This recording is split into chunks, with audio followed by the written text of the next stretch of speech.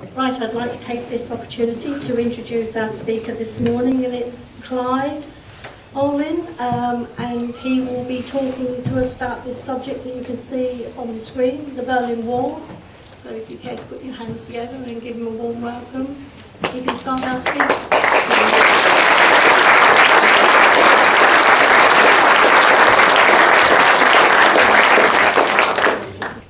My background, as you've already gathered, was a military one, and I had, looking back, quite an adventurous career, I think. It was certainly more adventurous than joining the bank or the Prudential Insurance Company. My very first post after commissioning was to the Harz Mountains in January 1956. 2 meters of snow, and minus 20 degrees at night. And our job there primarily was to patrol the inner German border, which ran right through the Harz Mountains, with the Soviets and the East Germans on the other side in the forest, and we patrolling on the western side, showing the flag. It was a lovely location, and one or two of you might know the Harz Mountains. Wonderful skiing. We actually did ski training 1 day a week while we were there. That was a short tour. And during that tour, I went with a party of young officers to Berlin in 1956, before the wall was built, and I'll cover that briefly later on. We went up on the famous military train, which is really quite an extraordinary experience. Travel by a train in which you are locked from the inside, not to prevent you getting out, but to prevent the East Germans from jumping on the train and getting to the capitalist paradise in West Berlin. So very briefly, after my tour in Harz Mountains, back to the UK, and then after the war to recapture the Suez Canal, and followed by 3 years in the Middle East in a tent. I loved every minute of it as a young officer. It was 3 years in Cyprus and Libya. And my tour in Cyprus, of course, covered the Yoka campaign and tried to keep the peace between the Greeks and the Turks, who had a nasty habit of cutting each other's heads off. And again, the British Army, like in Northern Ireland, was in the middle, trying to keep the peace between the two conflicting sides. Interesting tour. From there, came back to UK, another tour in Germany with a motorized infantry regiment, and I then was keen to go and join the colonial army, and signed up to join the Ghanaian army, former Gold Coast, and ended up in the Belgian Congo with the United Nations wearing a blue beret during the revolution there in 1961. Absolute chaos, murder, pillage, rape, famine, and part of our job was trying to keep the peace between the warring factions and providing food relief. It was an interesting period because my first tour there ended in the regiment I was with mutinying and being rounded up in shackles down near the Katangan border and flown back to Ghana, court-martialed and sentenced to death by firing squad. The ringleaders ultimately were reprieved by Kwame Nkrumah, who was president at the time. From there, again back to the UK, and some bright spark in the Ministry of Defence thought I ought to go off to the Spanish Army for a year on a mountain warfare course, which was absolutely fascinating. That was in the Central Pyrenees, the Spanish Mountain Warfare School. Of course, Franco was very much on the throne at the time, and the briefing I received at the War Office was that under no circumstance was I to mention the subject of Gibraltar, and my Spanish classmates on my course were very diplomatic. They never raised it either. And I would also urge not to mention Drake, Morgan, or our other pirates who ravished the south coast of Spain. Then back to UK again, a couple of years running around Dartmoor, training soldiers, which I loved very much. We bought our first house near Sidmouth, a lovely part of Devon. And then I got the usual brown envelope marked OHMS on it, and opened it carefully, my next card, and I was off to Hong Kong with the family for 2 years posting as a junior staff officer. And from there we had 2 wonderful holidays in Malaya and Singapore with the family. Back to UK again, tours in Northern Ireland. I was terrified of the bogside in Londonderry. We were there for some of the marches, absolutely frightening. The British Army was not very popular at that time. I then got a posting with the Territorial Army covering the West Country, based in the lovely town of Devizes in Wiltshire, which some of you might know. Was a town which Nicholas Pevsner, who was actually a German-born man, born in Leipzig, liked very much indeed. He admired the architecture there. So 2 happy years there, and I then got a job with the Territorial Army, as I said, in Devizes, and again got my little brown envelope, which said I was to report myself to the Army Language School in Mülheim an der Ruhr, which is about 12 miles north of Düsseldorf, up the Autobahn, in a lovely park-like setting, officers' mess, lovely classrooms, 2 tennis courts, which we used to play at lunchtime. And I was told that my next post was the East German desk, headquarters British Army of the Rhine, providing I passed the written and oral German interpreter exam. And I had 18 months to do it, 8 hours a day. I loved it. To make sure I passed the exam, I used to do 2 hours with a lovely German Anglophile couple in Düsseldorf. And at the end of my 2 hours, practicing my pluperfect tense, my subjunctive and conditional tense in German, would brew a magnificent pear liqueur to finish the evening. He was also a wine connoisseur, and he introduced me to Frankenwein. It comes in a flat green bottle, white wine, which you don't see in the supermarkets here. Absolutely delicious. So the most daunting part of the interpreter exam, of course, is the oral part. But I struggled through, and I took up my post. So, enough of my background. Let's now look at the Berlin Wall and the inner German border. The more I got into the subject, the more I read, the more I realized what a large subject it is, and I hope I haven't got carried away. Nobody has the intention to erect a wall. Walter Ulbricht, June 1961, just 2 months before the wall was actually erected. It's now 28 years since its fall, which was a quite extraordinary event because it was all linked with the collapse of the Soviet Union.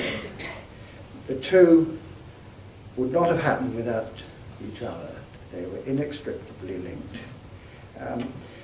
I like this quotation by Rory MacLean. No other city has repeatedly been so hated, so feared, so loved. No other place has been so twisted and torn. Across centuries of conflict, from religious wars to Cold War, at the hub of Europe's ideological struggle. Rather good, that, isn't it? That was a foreword to one of the books he's written. He's written widely on Eastern Europe.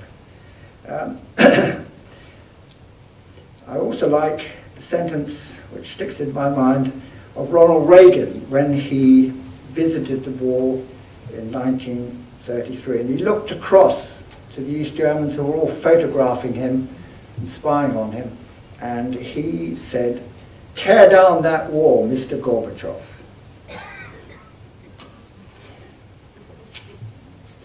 I'm going to just briefly read you some accounts of the terrible attempted escapes on the wall. Here we go.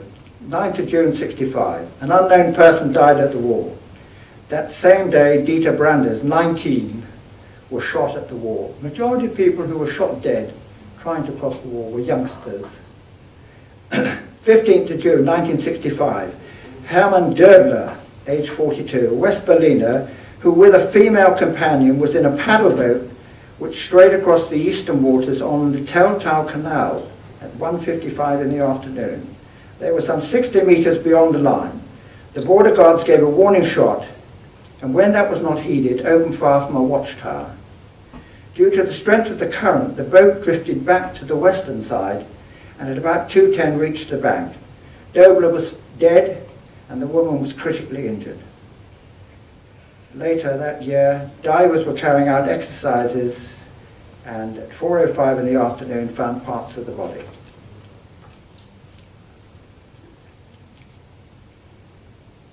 I'll just read one more. 25th of April 1966, Michael Calender, aged 21, was shot as he reached the vehicle trap in the death strip. He dived into the vehicle trap, crawled and was shot again. Calender was a member of the National People's Army, the NVA, Nationale Volksarmee, and had a Kalashnikov with him, containing a magazine with 14 rounds. The safety catch was off and the weapon set for continuous fire. He also had a man's watch, a letter addressed to him, a letter from Oberlungwitz, a small place in the south, a purse with 32 marks in it, East German of course, one male ring and other small items. On the same day, Peter Petermann, aged 58, died at the war. And so it goes on. To the hundreds who have been killed, and we don't actually know how many did die, because it was in the interest of the East Germans, where they could, to cover up the deaths on the wall, because it didn't look good in the Western press. It's certainly not in West Germany. To the hundreds who have been killed while trying to scale the wall, the thousands wounded and dragged away before they could reach it, the millions who have been spiritually maimed by its erection in 1961. Now this soldier, Konrad Schumann, who leapt over the wire, was being put out probably on the second or third day in August 61, and conveniently for him there was a photographer on the western side. As he leapt the wire to freedom, he threw away his rifle. Now, he shouldn't have been there in the first place. The agreement at Potsdam with the Soviets, the Americans and ourselves, was that no military German soldier should be stationed in any part of Berlin. As you know, right from the beginning, the Soviets flouted this, as they did lots of other things, including harassment all over the sectors in Berlin, harassment on the corridors, harassment on the waterways, and on the train.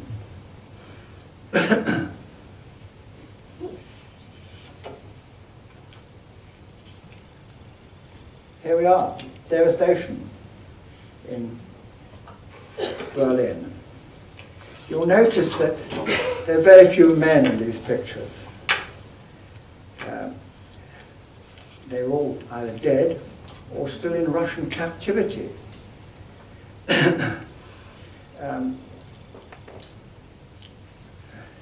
Now, that's the next one, is it? Yeah.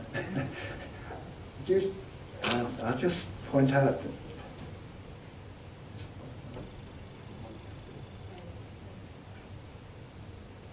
a little dog here. She had to look after that dog fairly carefully because dogs were being slaughtered. They were desperate for food, as were the horses. And cats were also slaughtered for their fur, for warmth.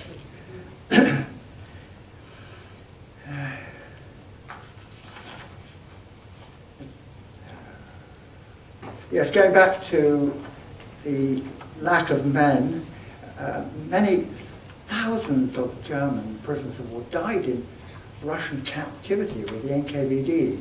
The official Russian figure, 380,000. It was much more than that. It's reckoned that there were probably 1 million who actually died in captivity. Many of them, of course, had been captured at the Battle of Stalingrad in 1943, dreadful conflict, which was a turning point in the war, for those of you who know your military history. I can recommend Anthony Beevor's book, if anyone is interested in reading about the Battle of Stalingrad, but they had many thousands of men taken into captivity after that battle. The last German prisoners of war were returned by the Soviets in 1956, and it's to his credit that the Catholic Chancellor of Germany at the time, Konrad Adenauer, made strenuous efforts. He made frequent visits to Moscow to get the Soviets to release these men.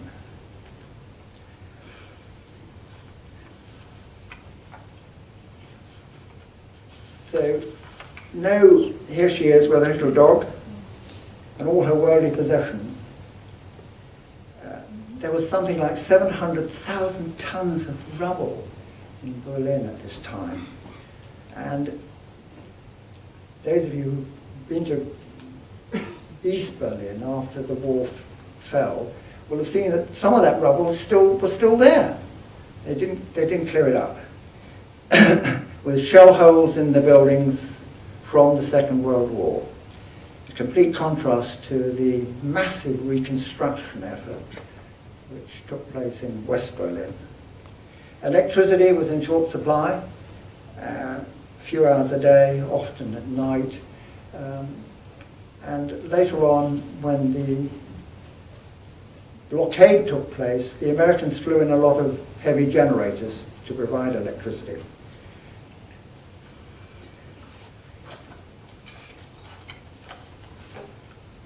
Here we have the Reichstag in flames, and you've probably all seen the iconic photograph of Soviet soldiers planting the Soviet red flag on top of the building.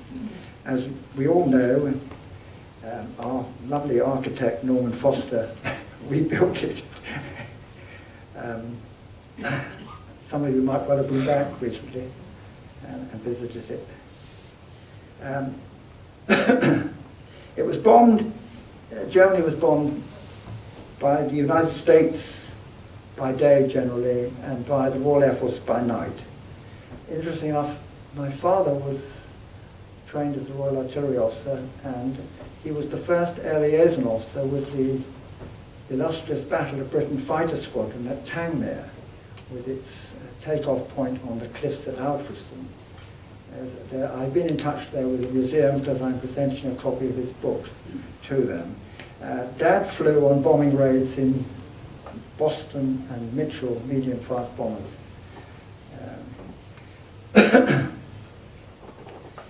And I, as a child, as an 11-year-old boy, witnessed the devastation of war in Hamburg in 1946.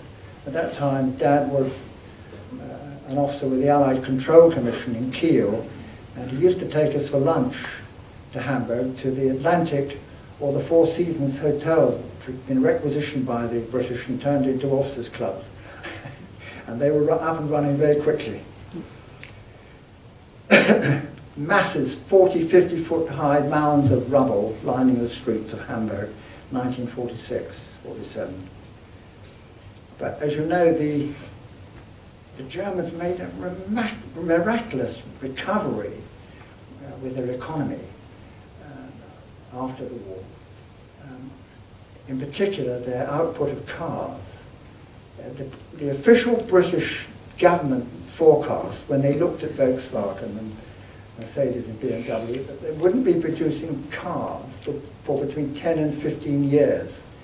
In the event, Volkswagen were producing cars, Beetles, within 18 months. And my dad put his name down for one because the first 1,000 were offered to the Allied Control Commission, Government of Occupation, and the British Army.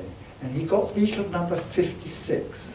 And the number plate on that was BZ, British Zone, 0056. He had it painted pink and cream, sunshine roof. Yes, happy days. What would that be worth today? He paid the princely sum of £300, the equivalent of Deutschmarks. Yes, they made quite an amazing recovery. Right, so shall we move on? Yes, here's again, this is a familiar photograph, it's clearly posed, of the US forces meeting Soviet troops at Torgau on the Elbe.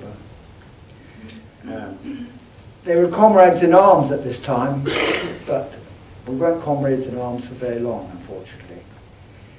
Friction increased rapidly. Harassment of road, rail and water communication, which led to the Berlin blockade in 1948, which I'll come to a bit later. Both the US and the British government were aware of the dreadful war crimes committed by Stalin, the murder of Polish officers at Katyn in the forests, and in Poland after he moved west with his agreement with Hitler to occupy that part of Poland.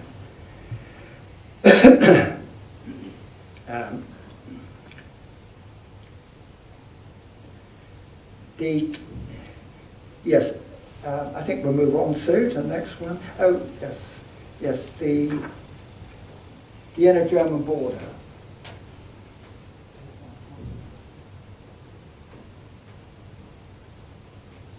Here we are. This is up, starting near Lübeck in the Baltic, running down through Germany. Now, originally, the American ground forces made tremendous advances. I beg your pardon. Can you use the microphone? Use the mic, please. Use the mic, please. Yes, sorry. The American forces made considerable gains in the southeast part of eastern Germany towards Leipzig, around the area of Suhl and Erfurt.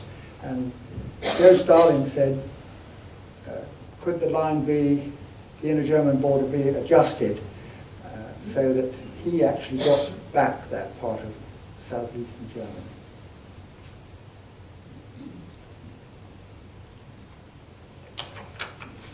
The pointer's not working, is it, sir?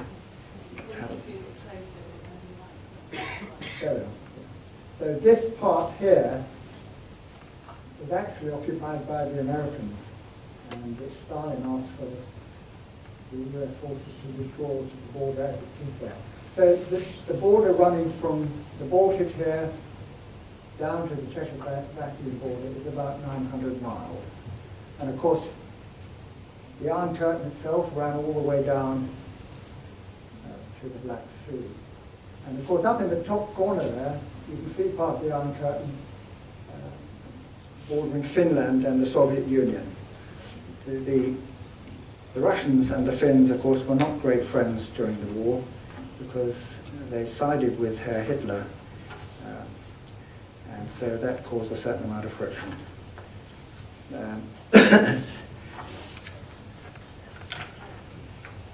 Now, some brief facts about the East Germany and the GDR. Geographically, it's roughly the size of the island of Ireland. It's about 20% bigger, about 40,000 square miles. That gives you some idea of the landmass. Largely agricultural, of course, but they did have a valuable source of uranium, which the Soviets did exploit whilst they were in occupation of East Germany. Of course, the Ruhr in West Germany was the heart of German industry. And in contrast to the West, the Soviets literally stripped all the factories in their part of Eastern Germany, in Berlin, loaded them out onto rail carts and carried them off. And as an interesting aside there, they were very interested in what made German cars tick. And they took a BMW back to Russia, took it apart and reassembled it. When they reassembled the BMW, they replaced the roundel with a red and white motif instead of a blue and white one.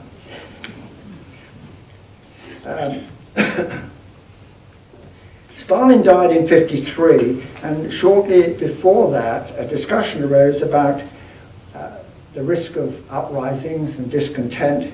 And this is what he said about the Germans. Why, he said, the Germans will not even cross the road until the traffic lights go green. But as you know, I'll mention it later, very shortly after he died, in June 1953, there was a very serious uprising in Berlin, East Berlin, by the workers, and which was the very first sign of discontent, really, and mutiny in the Soviet puppet regimes.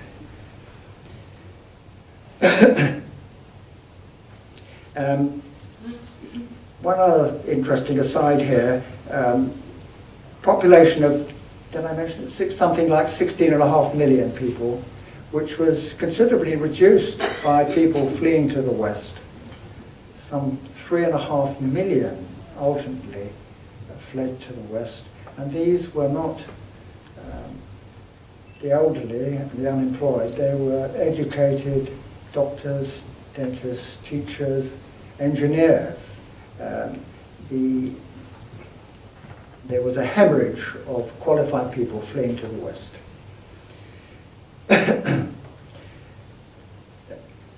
Here's another interesting fact. Mielke and Honecker sat round the table, and Mielke, the head of the MFS, the Stasi in East Germany, and Honecker was keen to put the details of every single citizen in East Germany on the computer, all 16 million of them. And Mielke turned to him and said, "You can't do that, Eric, because we have so many power cuts here. The computers will keep on crashing." Okay, so shall we move on? So, the division of the zones now in Germany, post-war Germany. This was the new border with Poland along the line of the Oder-Neisse River. And as you'll see, Berlin right in the middle, about 100 miles from the border with the West here, 100 miles. The British in the north here, that's where it was quite a while. The port of Bremen there was, at the request of Eisenhower, given to the Americans. Eisenhower was very keen to get access to a seaport, so he was given Bremen. And Bremerhaven. French down here in the southwest, very nice, beautiful part of Germany, because I visited frequently on exchanges of intelligence with the French in the Black Forest, and the American zone here, and Munich.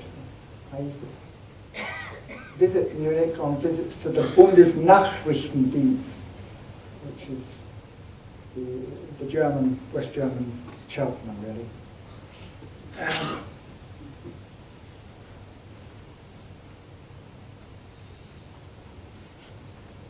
So why did the Russians get to Berlin first?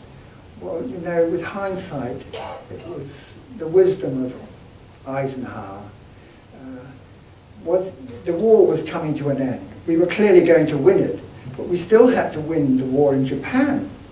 And was he going to sacrifice perhaps hundreds of thousands or more American lives, American soldiers, in fighting for Berlin, house to house, bitter street battles?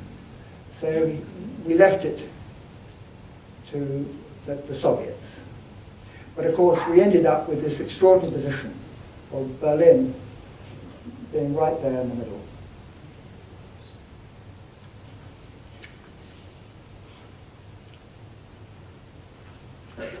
Okay, Sue, how are we doing for time? Behind. What are we looking at now? Oh yes, here we are. Berlin. Again, it was divided up into zones, yellow showing the Soviet sector, and the French up there in the north, and they had the airport at Tegel. John, you were Royal Air Force, aren't you? Did you also? No? No, sorry. And here we are, the Brits, Spandau with the prison where Hess was incarcerated, along with Dönitz and the others. The prison has been demolished. It was demolished a few years ago because it was feared it would become a shrine to the right wing and the ex-Nazis. So that has now gone. So the Brits were basically in Charlottenburg. The soldiers used to refer to it when you asked them where they were stationed. I was stationed in Charlotte. It was quite a nice part of Berlin, actually. We had an airbase right down here called Royal Air Force Gatow, which is only a couple of kilometres over the border. Now, when we talk about the war itself, most people visualise it as going... Can you use the microphone, please? Can't be heard. Sorry. Yeah. When we talk about the wall, we talk about this going through the middle of Berlin, which was created on the weekend 13th, 14th of August 1961. Great secrecy and great skill, actually. But the wall actually encompassed the whole of West Berlin, all the way around. The West Berliners were totally incarcerated.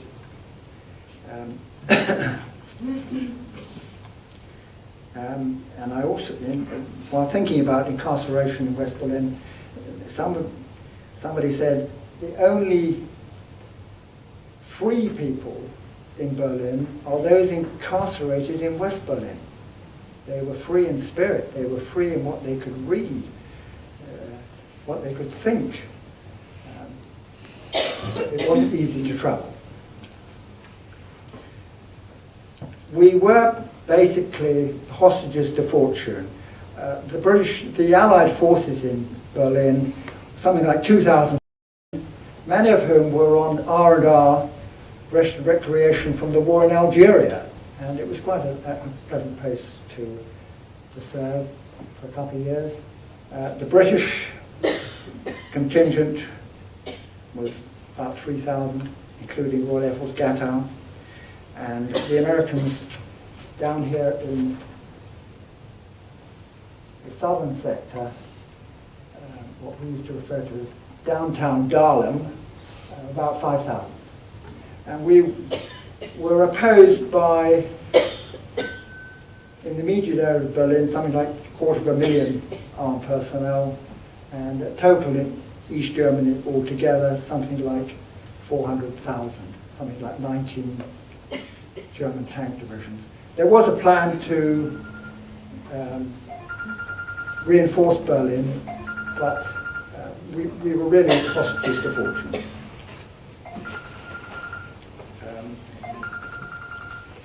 Okay, shall we move on, Sid? Some of you might know this place. It's, I don't think they've decided what to do with it yet.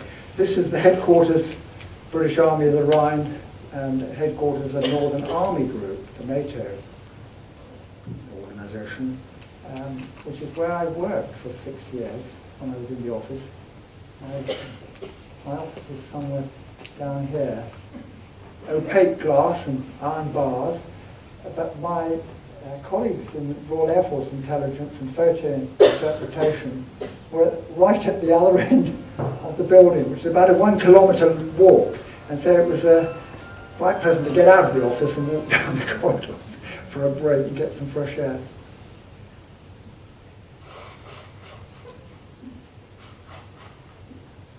We used to go underground for 2 weeks in the year, only about October, November, when the weather got fairly gloomy. We were flown out in Chinook helicopters to some secret location near the Dutch border, and we spent 2 weeks underground like moles. And if you were on the night shift, you didn't see daylight for you did a 12-hour shift, you didn't see daylight at all. We accommodated in hotels in the area, and it was hot bedding. Somebody came in and made the bed after you left, and another officer came in and occupied it while you were away on shift underground. Right, the next one, Sue. Now, this is the inner German border in about the 1950s. Pretty easy to get through, really. If you knew the terrain, or you could bribe some of the guards, it wasn't really a great problem. And the refugee trickle initially was a fairly small one, which subsequently became an absolute torrent. It reached at a peak 4,000 people fleeing from East Germany a week, 4,000.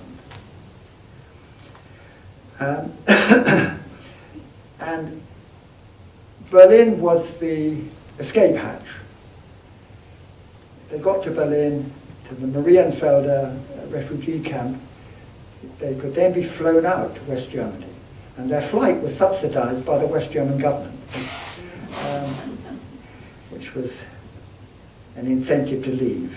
That latterly led to a grave shortage of labour in West Berlin after the war went up.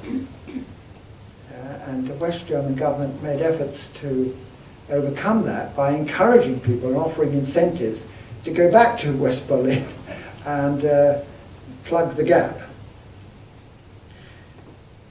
So we're looking now at sort of around 1948, and the big event in 1948 was the introduction of the Deutschmark, the wonderful Deutschmark, and and German economy was then starting really to look up.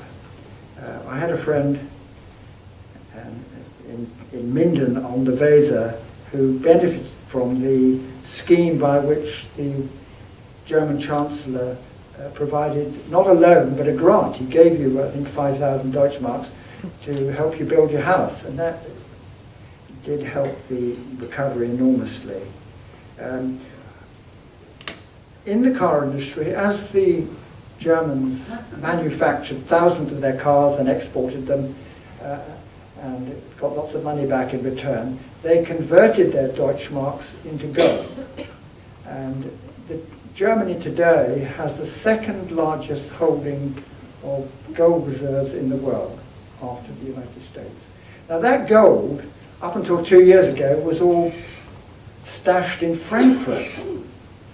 Frankfurt's only about an hour and a half's run to the East German border and the Soviets, and that wasn't a very good idea. So they shipped it out to New York, London and Paris, and it came back, I think last year or the year before, back to Frankfurt when the Cold War had ended, or so we hope.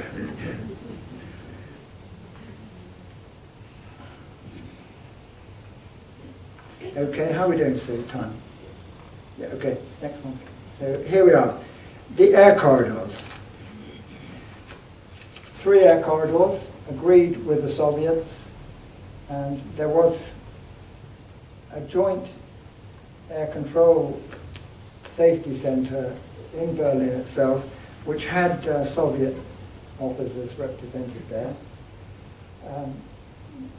You'll see Buckeberg marked there.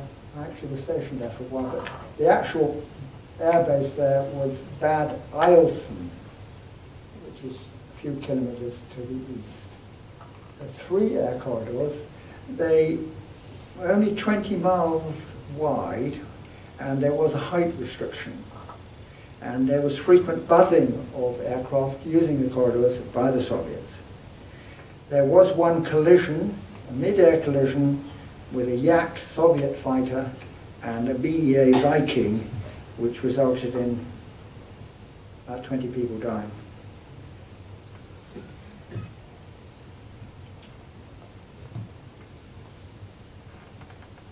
Right, I think we might move on. Right, this is the Royal Air Force Pembroke aircraft, which was modified with cameras underneath there, that protrusion in the middle of the belly of the aircraft. This aircraft flew on intelligence gathering missions from Royal Air Force of Wildenrath, just to the west of Mönchengladbach, almost daily flights, taking photographs of mainly Soviet military installations along the way. There was a drill in case they were shot down or forced to land, because they then had to get rid of their cameras in a hurry. But fortunately, they survived. They weren't shot down, they weren't forced to land. There is a very good book about the intelligence gathering which the Royal Air Force conducted, which was published last year, and it's called Looking Down the Corridors. Very good book, which I recommend if you're interested in that aspect of military intelligence. Okay, how are we doing time? Here we go, 1948. I actually was a schoolboy at a school in Germany, the boarding school established for British kids, members of the Armed Forces and the Control Commission. And I remember the headmaster getting up and telling us about this amazing event, how the Soviets had cut off Berlin, West Berlin, from access by water, by road and by rail. And the Allies mounted the largest air lift operation ever conducted in history. Massive, round-the-clock operation with aircraft landing and taking off every 90 seconds from the three airfields I mentioned earlier, the one at Tegel in the French sector, the one in Gatow in the British sector, and Tempelhof. To increase the capacity, German women were actually largely used to lay another runway at Tegel in the French sector, which they achieved in very quick time. A total of 300,000 flights in all, 700 aircraft, including approximately 100 civilian aircraft, also took part in the airlift. You'll see there's sacks being used because much of the material brought in was coal, very dusty stuff and difficult to handle, and it didn't please the air crews very much, so it was all carried in sacks, as was the salt. Salt was also a prime requirement, I think primarily for de-icing the roads and the runways, but also for food, condiments. And that again wasn't a good material when it gets wet inside an aircraft for damage to the inside of the aircraft and the wiring. Okay, here we are. An aircraft like this had a capacity of about 7,000 tons. Here you see West Berlin kids waiting for the parachutes to float down with chewing gum and chocolate bars, which the pilots used to do as they came into land. Just extraordinary, isn't it? Just 6 years, 10 years before this, these aircraft were dropping bombs on Berlin, and now they were bringing food relief to them and saving their lives. Okay? Now, isn't this a lovely photograph? This is a Sunderland flying boat. My ambition as a boy was to fly in one of these, and it must have been very exciting landing on the water, particularly if it was choppy. Because you know, British BOAC had these in service around the world when we had an empire. And I just wondered, perhaps one day they will make a comeback. But it must have been great fun. This is on the Havel, which is the lake running down the western side of Berlin. Carried a freight of about 5,000 tons. 5,000 tons, yes. And was then offloaded into these barges and taken to the shore.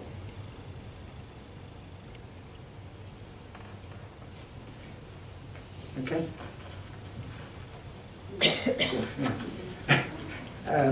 Inevitably, there were accidents, but considering the volume of flights flown and the frequency of them. It's quite amazing that there weren't more casualties. Some 80 Air Force personnel lost their lives, and one Royal Australian and one South African. Approximately 100 people died in total, including civilians.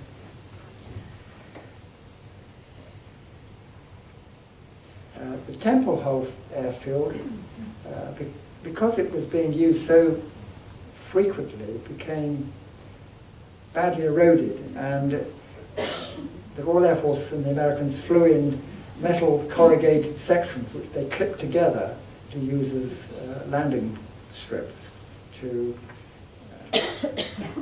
offset the corrosion on the strips themselves. Right, next one.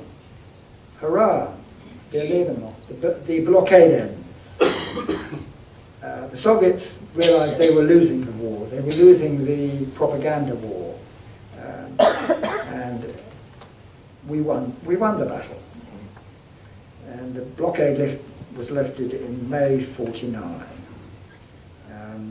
And the Soviets then, and Herr Honecker and Walter Ulbricht, had to think of other ways of trying to get the Allies in West Berlin out.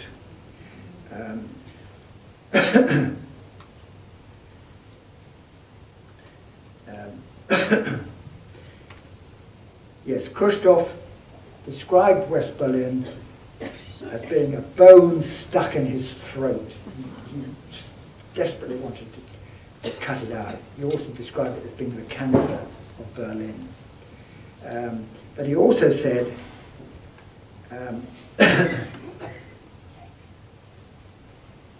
West Berlin is also the testicles of the Allies, and when we want to, we can twist them and put the pressure on them. One of his plans, after he surrendered his efforts to drive us out of West Berlin, was to declare the city, the whole city, an open city with UN monitors. But the Allies quickly saw through that and rejected it.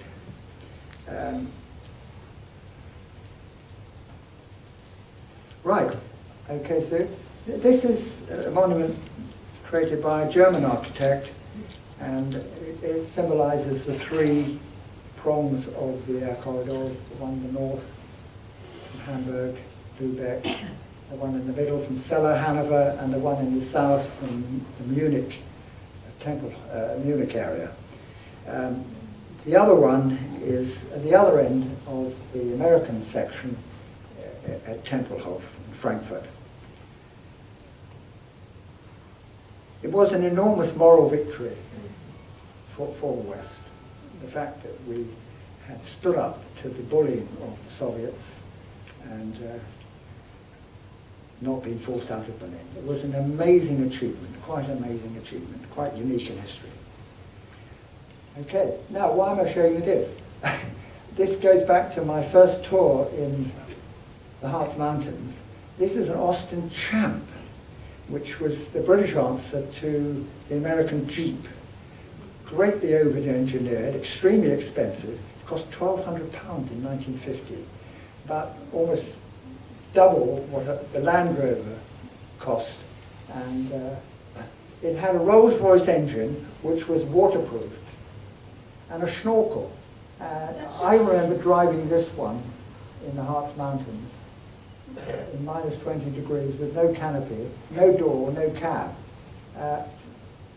There you see the snorkel. That is then erected horizontally, and you could go underwater to a depth of 2 meters, 6 feet. I'm not sure how the driver would have coped. He needed a snorkel. I never tried it. But the British Army, as you know, liked the Land Rover, and it was sold off to some foreign armies or other. And we went and travelled in Land Rovers. The Austin Champ.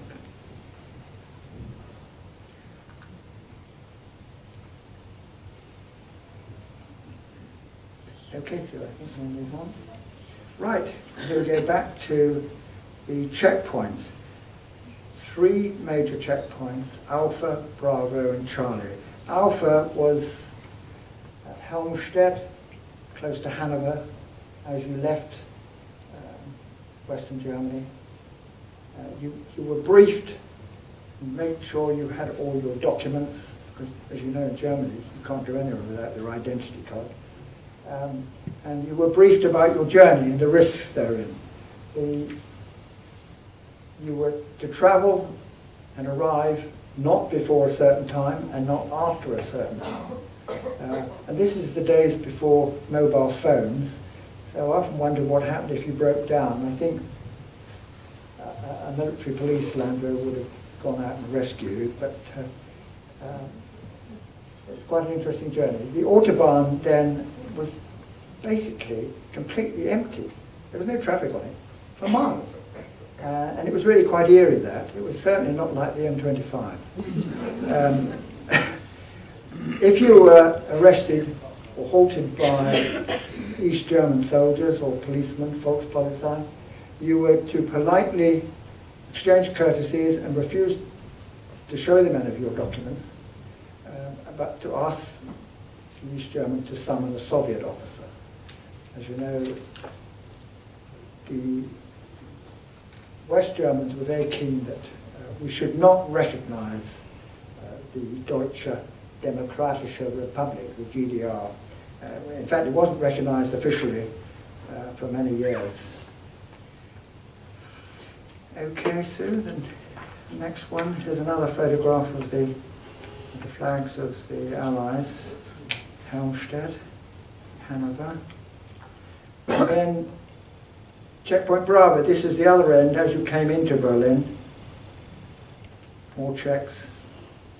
Once while leaving Berlin on a visit by car, he came to a Soviet soldier and he had his millboard like this, checking our documents and our number.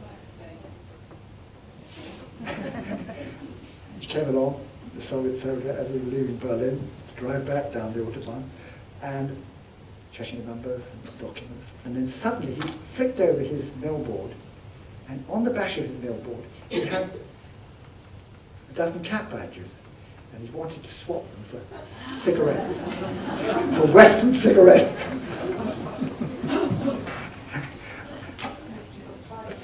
Oh my God. Checkpoint Charlie. Yep. Yeah, with the standoff. Yes, that was a very serious standoff. We were very close to war if someone had opened fire. Next one. U2 spy. Prior to the fall of the war, the United States had been severely embarrassed by the shooting down of Gary Powers. And of course Khrushchev made the most of this. He parachuted out. He got 10 years, 3 years jail and 7 years hard labor. But he was exchanged, as you know, later on, and I'll cover that in a moment. Right, the war. The war. Built in great secrecy over the weekend, 13th, 14th of August. The wire and a lot of the materials were supplied by Great Britain and West Germany. When they came to unfurl the rolls of wire, which they put down initially, they saw the tags on it said made in Great Britain. So they quickly removed them. How could they possibly have a fascist capitalist West imprisoning their own peace-loving people? Right. The wall. Yes, sir. Here we are. Here's the wall in more detail. 5 kilometre strip at the back there, the north, at the top of the picture. And anybody who had any relatives living in the West was moved out because they were high risk. They were at high risk of trying to escape.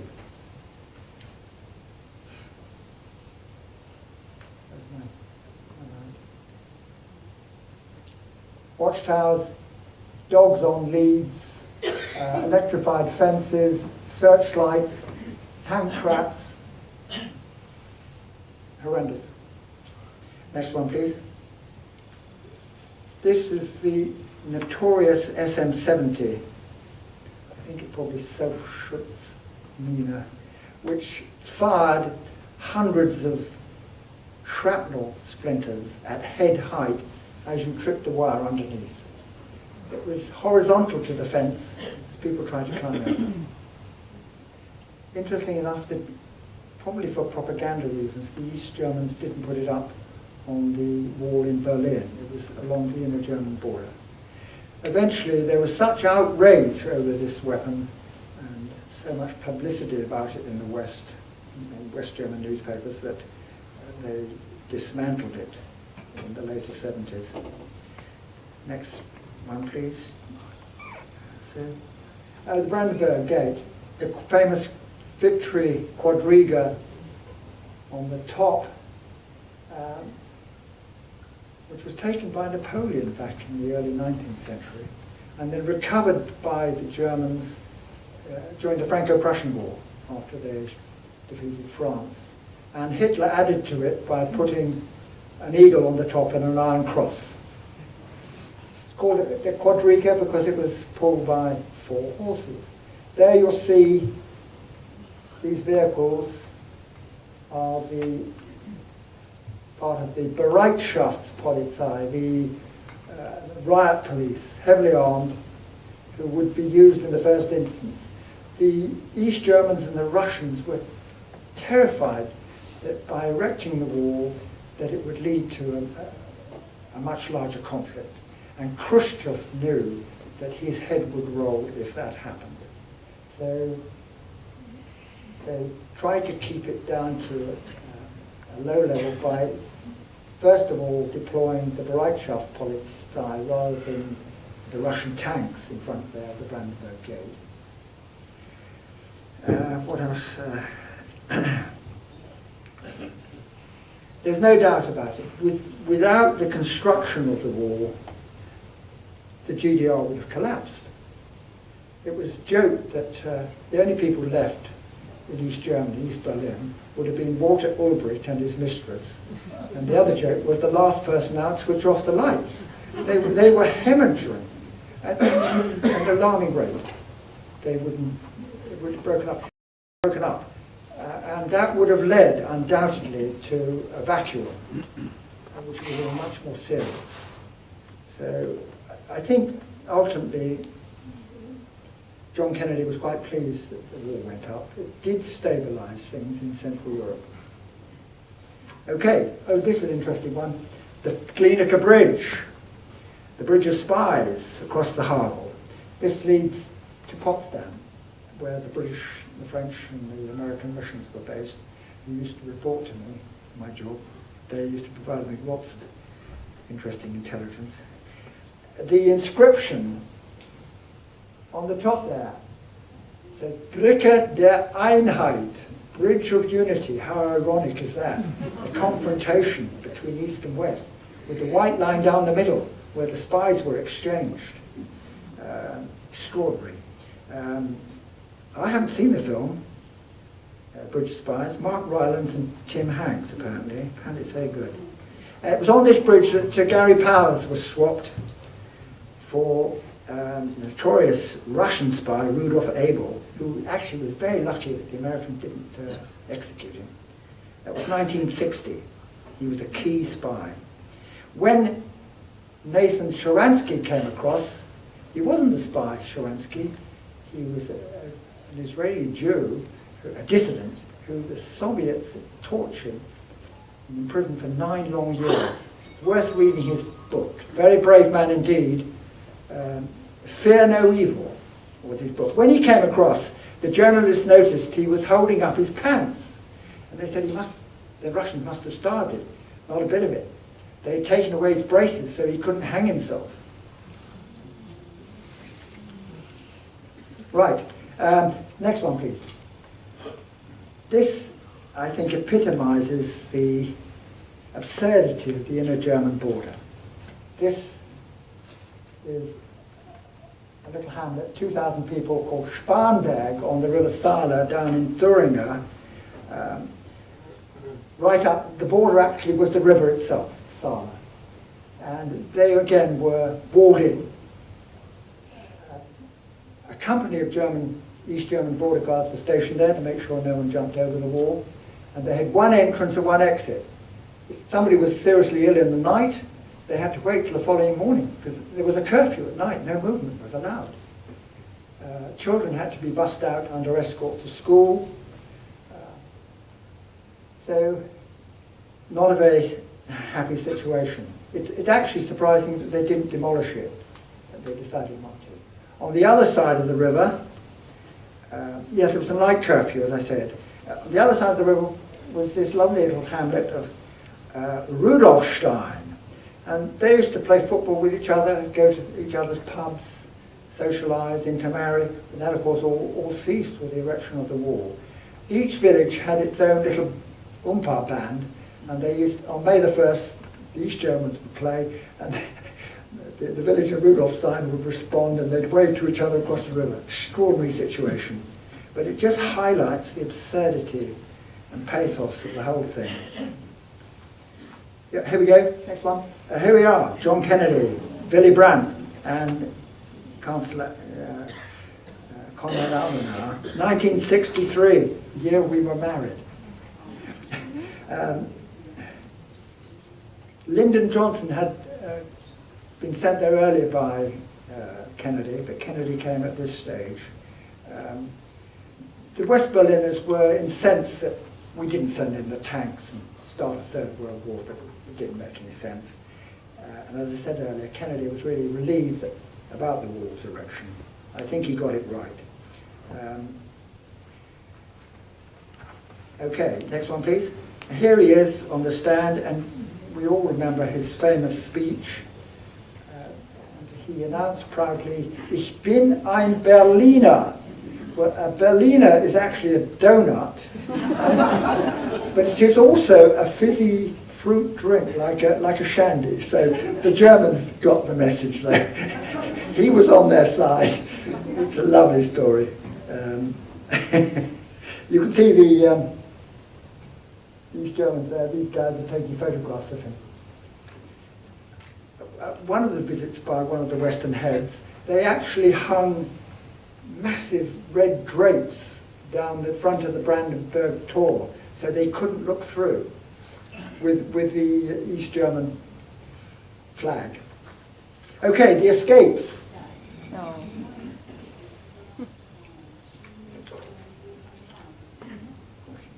Okay. The escapes. The balloon escape. Amazing achievement. How brave they were. No prior practice. Child sedated, 2-year-old child, sedated, so he wouldn't scream and wake everybody up. The next one, please. The Trojan cow. The tunnel. Berlin is built on sand, and the tunnels there had to be reinforced, of course. The next one, yes, the Austin Healey Sprite, with the lowered windscreen, tire pressures reduced, and they got away with it. Next one, please. The escapes across the Baltic. More than 5,600 East Germans tried to escape the GDR across to Denmark primarily. It was easier, really. It was a shorter route, of course, to Lübeck, down the coast, but that was heavily patrolled and guarded. This little man here in the middle, he created his underwater scooter, and with a snorkel, he successfully got across the Baltic to Denmark. Quite extraordinary. Approximately 900 East Germans managed to escape across the Baltic. Now, the next one. This is quite amazing. He decided he would cross the lake, the frozen lake, underwater with a snorkel, and he kept, in order to keep his weight down and keep his feet on the bottom, he had a heavy lead belt. And this was Hubert Holbein, 21 years old. Spent much of his life in West Berlin, and when the war went up, he didn't want to stay in East Berlin. He made his own diving suit and used it to cross a frozen lake with a lead belt to stop him from floating upwards. And he walked slowly across the bottom of the lake. It took 1.5 hours, but he succeeded. Amazing. Quite amazing. This is a successful attempt, a disused railway track, and they used a train to get across. The other attempt here at the bottom with the stolen tank did not succeed. Right, the next one. This is those of you who read about our notorious spy George Blake will know all about this tunnel because he betrayed it to the Soviets. This was the tunnel built southwest of Berlin, ostensibly as a communications safety tower, and they were tunneling underneath and tapping into Soviet communications. An absolute treasure trove of information was received. It was betrayed by Blake, and here are the photographs, which of course the Soviets seized upon as an example of the nasty allies. It's worth reading the story of George Blake and how he got out of Wormwood Scrubs. Fascinating story.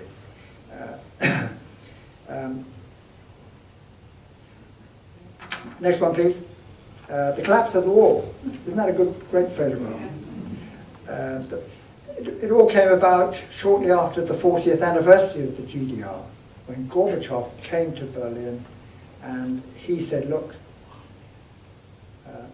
I'm not going to bail you out this time. I'm not going to send in the Russian tanks, as he hadn't done in Poland. He said, you're on your own. He created what was known as the Sinatra doctrine. I'll do it my way. And he had been, Gorbachev said, look, standards of living in East Germany and Hungary are higher than in the Soviet Union. And I'm sending you cheap raw materials, and you're sending me back cheap goods which you manufacture. And I'm your guarantor for your massive loans from Western governments, in particular the West Germans. And I'm not going to guarantee those anymore. You're on your own, boy. And he made it quite clear that he would not send in the tanks. And this, of course, led to the collapse of the wall. The East Germans used to go on holiday with their camper vans and their trabbies to Lake Balaton in Hungary. The Hungarians didn't have a great problem with their fence. It was said that it was only men who wanted to escape their wives who jumped over the fence there. And Nemeth said to Gorbachev, I'm going to dismantle this fence. I can't afford to replace it. It's $50 million. And Gorbachev said, go ahead. So the East Germans came across into Austria. They then besieged the embassy in Prague, and the East Germans said, well, send them back to us. And they sent them back in a sealed train to Dresden, where there was a huge riot at Dresden, and the travellers in the train, the East Germans who were fleeing, had great pleasure when they were asked for their passes and their tickets. They threw them down at the feet of the Stasi on the train. And very interesting story then. Right, how am I doing?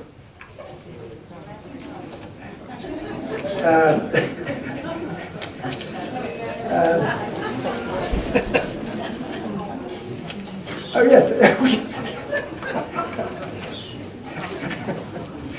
Just one last thing. The British Secret Service built a tunnel in Vienna. Vienna was occupied until 1955. Again, the four sectors. And we again decided to dig a tunnel under the road and tap into the communications landline box. And the front for that was a little shop would be open while they were digging down below in the cellar. And they advertised it as being an import agency for the quintessential British product, Harris Tweed. So they got half a dozen rolls of Harris Tweed. And then to their amazement, the Viennese suddenly fell in love with Harris Tweed. They were absolutely bombarded with queries about people wanting to buy it, so they had to employ a woman to cover this and get many more bolts of cloth while they were digging holes underneath in the cellar. It's a fascinating story. Right, so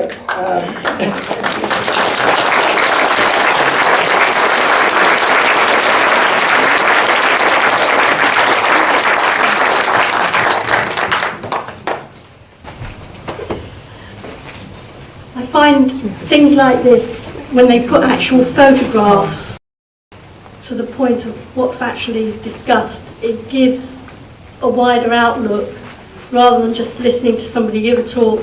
The photographs or pictures, they just complete the story. So on that note, I'd like to thank you very much for coming this morning and telling us all about a little bit of your life's history.